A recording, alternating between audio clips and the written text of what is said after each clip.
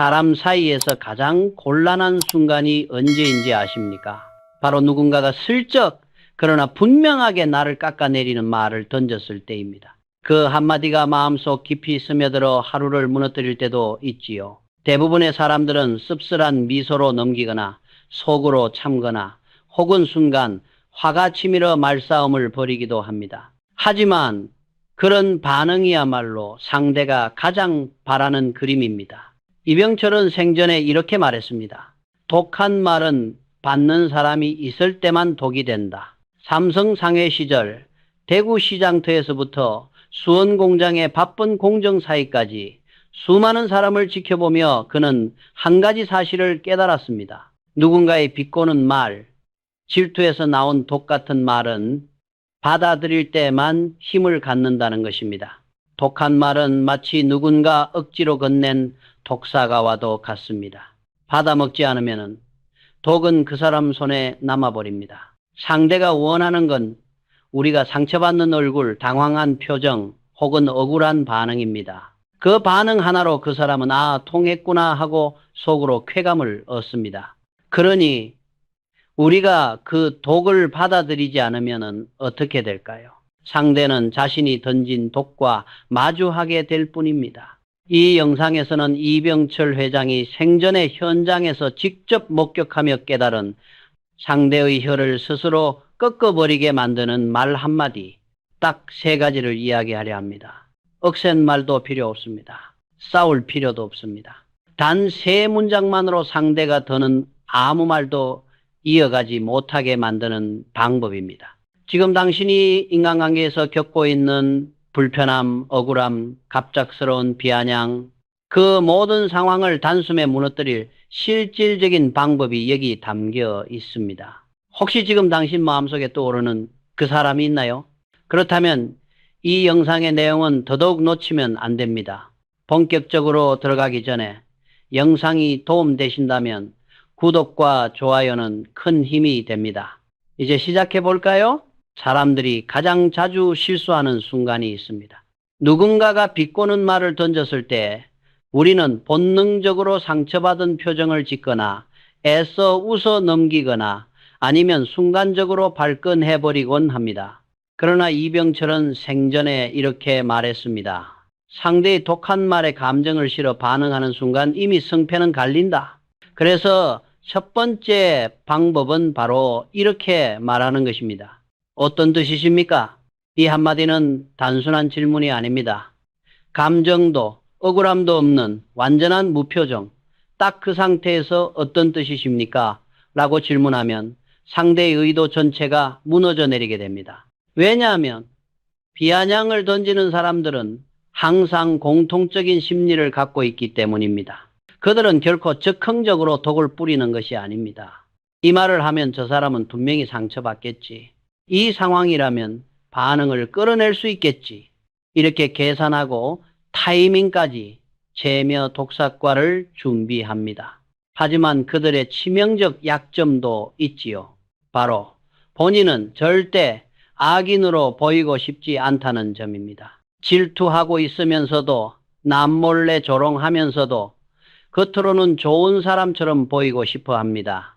그래서 직접적으로 말하지 못하고 빙빙 돌려서 말하고 은근히 찔러 넣고 애매하게 던지는 것입니다. 이병철은 수원 모직 공장의 현장을 돌며 이런 장면을 자주 봤다고 합니다. 능력이 있음에도 늘 조용했던 한 젊은 직원을 선배가 은근슬쩍 비꼬곤 했습니다. 요즘 살이 좀 오른 것 같네. 일은 힘들지 않나? 누가 들어도 외모를 겨냥한 말이었지만 그 직원은 이 방법을 썼습니다. 그는 표정을 지우고 아주 담담하게 이렇게 말했습니다. 어떤 뜻이십니까? 그 짧은 순간 공기 전체가 바뀌는 느낌이었습니다. 말을 던진 선배는 눈을 크게 뜨고 당황했습니다. 정직하게 말할 수 있을까요? 네가 살이 쪄서 놀리려고 했다고? 아니면 네가 상처받는 걸 보고 싶었다고? 그럴 수 없습니다. 그 말을 꺼내는 순간 자신이 악인으로 확정되기 때문입니다. 결국 그는 횡설수설하며 변명하다가 그대로 자리를 피했습니다. 결론은 명확합니다. 독은 받아들이는 사람이 있을 때만 독이 됩니다. 우리가 반응하지 않으면 독은 그대로 그 사람 손안에 남아버립니다. 비아냥을 무너뜨리는 가장 단순하고 강력한 첫 번째 방법. 그것이 바로 어떤 뜻이십니까? 입니다. 이 말 여러분도 실제로 써본 적 있으신가요? 비아냥을 하는 사람들의 공통점이 있습니다. 바로 남이 듣지 못하는 순간을 노린다는 것입니다. 그래서 두 번째 방법의 제목이자 핵심은 바로 이것입니다. 죄송하지만 한 번만 더 말씀해 주시겠습니까? 이 말은 단순히 못 들었다는 표현이 아닙니다. 상대가 숨겨놓은 악의를 그대로 조명 앞으로 끌어내는 힘을 가지고 있습니다.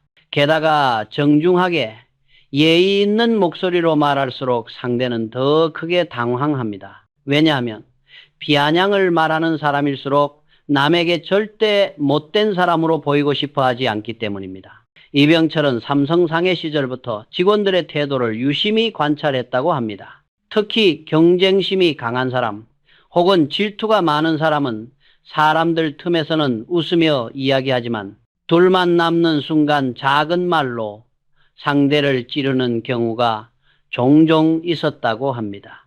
자네는 일이 그렇게 한가? 그 정도 능력으로는 힘들 텐데. 이런 말들은 꼭 조용한 복도, 사람들의 발자국 소리가 멀어지는 순간에 나왔습니다. 그런데 어느 날 서울 본점의 젊은 직원 하나가 이렇게 당했습니다. 선배가 스치듯 작은 목소리로 빈정대는 말을 던졌습니다. 아마 아무도 듣지 못할 줄 알고 계산한 타이밍이었겠지요. 하지만 그 직원은 순간 멈춰서서 부드럽지만 또렷하게 이렇게 말했습니다. 죄송합니다. 조금 전에 하신 말씀이 잘 안 들려서 한 번만 더 말씀해 주시겠습니까? 그 한마디가 울림처럼 복도에 퍼졌습니다. 선배는 얼굴이 굳어졌습니다. 왜냐하면 다시 말하면 누군가 들을지도 모릅니다. 그리고 무엇보다 방금 자신이 던진 말이 확실한 악의였다는 것까지 드러날 위험이 있었기 때문입니다. 그 선배는 결국 말을 잇지 못했습니다. 아니 됐다. 그런 뜻이 아니었다. 짧게 말하고 급히 자리를 떠났습니다. 결국 진실은 단순합니다. 비아냥을 던지는 사람일수록 두 번 말하기를 가장 두려워합니다. 한 번은 속삭일 수 있지만 두 번은 악의가 명확해지기 때문입니다. 그래서 한 번만 더 라는 질문 하나가 그들의 계획을 완전히 무너뜨립니다. 상대의 비아냥을 받아친 적이 있나요?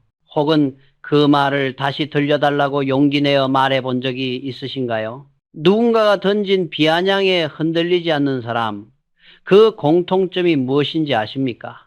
바로 그렇군요, 그래서요 라고 자연스럽게 받아 넘길 수 있는 사람입니다. 이 말은 단순한 반문이 아니라 상대의 공격 의도를 완전히 잘라내는 마지막 칼과도 같습니다.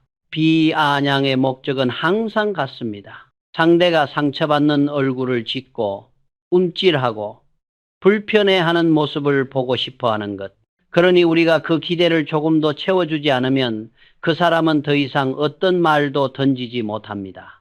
이병철은 생전에 이렇게 말했습니다. 사람의 말이란 받아주는 마음을 만나야 비로소 힘을 갖는다. 수원 모직 공장을 돌던 어느 겨울날 그는 아주 흥미로운 장면을 본 적이 있다고 합니다. 한 직원이 유난히 민첩하게 일을 끝내고 조금 일찍 퇴근하려 하자 질투심이 많던 동료가 비아냥 섞인 말투로 이렇게 말했습니다. 참 좋겠다. 자네는 시간이 그렇게 남아도는가 보지? 이런 말은 누구라도 순간 움찔하게 됩니다. 당연히 기분도 상하죠. 그런데 그 젊은 직원은 조금도 흔들리지 않고 오히려 편안한 표정으로 이렇게 말했습니다. 그렇군요. 그리고 한 박자 쉬고 아주 자연스럽게 이어서 그래서요 라고 되물었습니다. 그 순간 질투하던 동료의 얼굴은 굳어졌습니다. 왜냐하면 그 비아냥의 진짜 속마음, 즉 나는 너를 질투하고 있다. 나는 네가 신경 쓰인다. 라는 본심을 입 밖으로 꺼낼 수 없기 때문입니다. 비아냥은 은근해야만 의미가 있습니다. 직설적인 말로 바뀌는 순간 공격하는 사람의 체면이 박살나기 때문이죠. 그래서요 라는 마지막 질문은 상대에게 두 갈래 길만 남깁니다. 첫째, 솔직하게 시기심을 고백하는 길, 하지만 절대로 할 수 없습니다. 둘째, 말문이 막혀 그대로 물러나는 길, 대부분 이쪽입니다. 결과는 항상 똑같습니다. 상대는 더 이상 비아냥을 던질 수 없게 되고 당신에게 아무런 반응을 얻어내지 못한다는 사실을 깨닫는 순간 그는 흥미를 잃고 스스로 멀어져 갑니다. 이병철은 이런 상황을 보며 이렇게 적었다고 합니다. 악이란 마음을 흔드는 데 성공했을 때만 자라난다. 흔들리지 않는 사람 앞에서는 금세 시들어버린다. 당신도 혹시 누군가에게 이런 말을 들어본 적 있나요? 그리고 그 순간 어떻게 대응하셨나요? 지금까지 세 가지 방법을 이야기했지만 이병철은 결국 한 가지 진실을 강조했습니다. 독은 받아들이지 않으면 독이 아니다. 이 말이 오늘 이야기의 제목이자 핵심입니다. 비아냥을 던지는 사람은 생각보다 단순한 존재입니다. 강해 보이지만 사실은 매우 약하고 흔들리기 쉬운 마음을 가진 사람들, 질투와 열등감이 쌓여 마음속이 텅 비어 있으니 누군가를 향해 독을 만들어내며 스스로를 세우려는 것입니다. 이병철은 종종 이런 사람들을 두고 속이 허한 사람일수록 남의 평판을 흔들려 한다고 말했습니다. 그는 대구에서 삼성 상해를 운영할 때나 수원 공장을 세웠을 때나 늘 누군가의 성과나 능력을 질투하며 뒤에서 흉을 보는 사람들을 보았습니다. 하지만 그는 그들을 미워하지도 두려워하지도 않았습니다. 오히려 이렇게 생각했습니다. 독을 만드는 이는 마음이 궁핍한 사람이다. 독을 받는 이는 그 독을 받아줄 때만 상처를 입는다. 우리가 지금까지 배운 세 가지 대응, 어떤 뜻이십니까? 죄송하지만 한 번만 더 말씀해 주시겠습니까? 그렇군요. 그래서요, 모두 결국 한 지점을 향하고 있습니다. 바로 독을 받지 않고 그대로 돌려주는 것. 상대의 말은 마치 손바닥 위에 놓인 독사과처럼 잠시 머무를 뿐입니다. 우리가 그걸 입에 가져가 씹어 삼키지 않는 이상 그 독은 절대 우리 몸에 스며들지 않습니다. 그리고 시간이 조금만 지나면 그 독은 만든 사람에게 다시 돌아가게 마련입니다. 이병철은 말했습니다.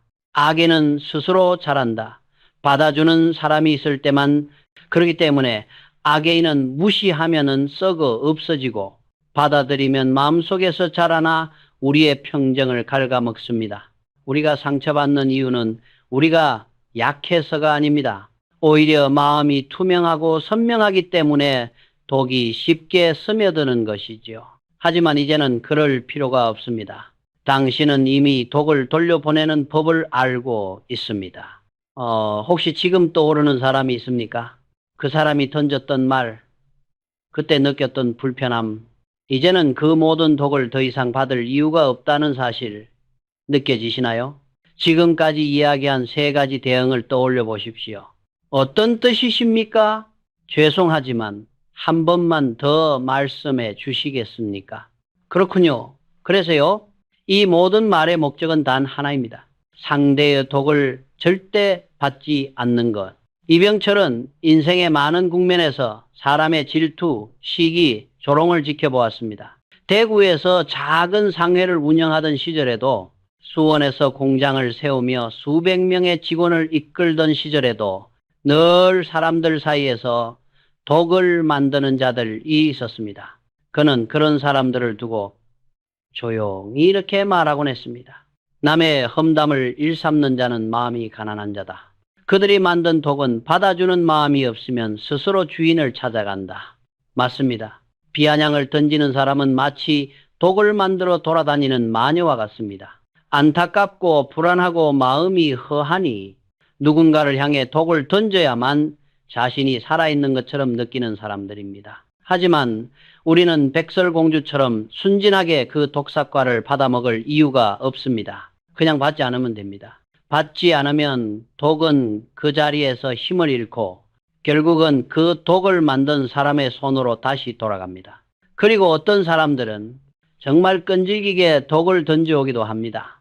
한 번 멈추지 않고 두 번도 멈추지 않고 마치 자신의 속마음을 우리에게 어떻게든 떠넘기고 싶은 것처럼 보일 때도 있지요. 그럴 때 이병철은 가장 단호하고도 품위 있는 마지막 대응을 권했습니다. 오늘의 마지막 문장 바로 이것입니다. 그렇군요. 감사합니다. 이 한마디에는 받지도 않고 싸우지도 않고 휘둘리지도 않는 완벽한 단절이 담겨 있습니다. 상대는 더 이상 할 말이 없습니다. 왜냐하면 감사 인사를 받은 순간 그가 쏘아 올린 독은 허공에서 사라지고 남는 것은 오직 그의 어색함 뿐이기 때문입니다. 그리고 무엇보다 중요한 것은 당신이 상처받는 이유는 절대 당신이 약해서가 아니라는 점입니다. 오히려 마음이 맑고 단단하기 때문에 남들이 던지는 말에 더 민감하게 반응할 뿐입니다. 하지만 오늘 이후로는 다릅니다.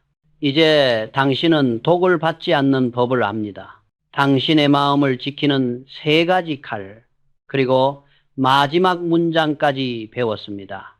혹시 지금 떠오르는 사람이 있습니까? 그 사람이 다시 독을 던진다면 당신은 오늘 배운 말 중 어떤 것을 먼저 떠올리게 될까요? 방금 이 영상을 통해 마음 한켠이 조금이라도 가벼워지셨다면 댓글에 오늘의 다짐을 3, 4글자로 적어보시는 건 어떨까요? 예를 들면 마음 지킴, 평정 유지, 흔들림 없음, 독반사. 이렇게 짧은 말 한마디가 내일의 마음을 더 단단하게 지켜줍니다.